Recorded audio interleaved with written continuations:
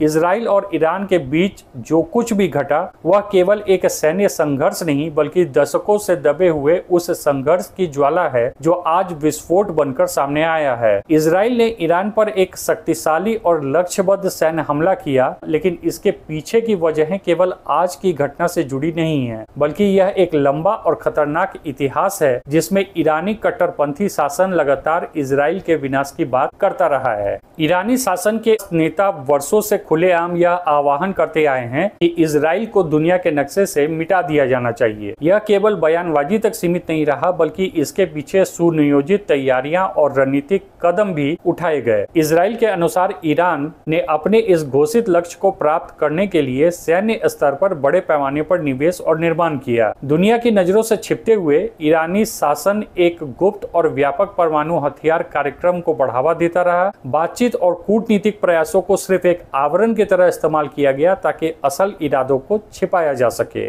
IAEA की report लगातार यह संकेत देती रही कि ईरान का परमाणु कार्यक्रम किसी भी तरह से शांतिपूर्ण नहीं है। यूरेनियम के संवर्धन की रफ्तार, मिसाइल टेक्नोलॉजी में प्रगति और हथियार निर्माण की प्रक्रिया, यह सब इशारा करते रहे कि ईरान परमाणु बम के बेहद करीब पहुंच चुका है। हाल की रिपोर्ट तो यहाँ तक कहती है कि ईरान ने इतनी अधिक मात्रा में संवर्धित यूरेनियम इकट्ठा कर लिया है कि उससे 9 से अधिक परमाणु बम बनाए जा सकते हैं, और इसमें से 1/3 मात्रा सिर्फ पिछले 3 महीने में ही तैयार की गई है। इन सब खतरनाक घटनाक्रमों के बीच इजराइल लंबे समय से अलर्ट था, लेकिन जब यह स्पष्ट हो गया कि ईरान अब परमाणु बम हासिल करने से बस कुछ ही कदम दूर है, तो इजराइल के पास अब और इंतजार करने का विकल्प नहीं बचा था। यही कारण था कि इजरायली नेतृत्व ने ऑपरेशन राइजिंग लॉयन नामक सैन्य अभियान की शुरुआत की। ऐसा अभियान जिसका लक्ष्य स्पष्ट था, ईरान के परमाणु खतरे को समाप्त करना, उससे पहले कि वह इजराइल के अस्तित्व को ही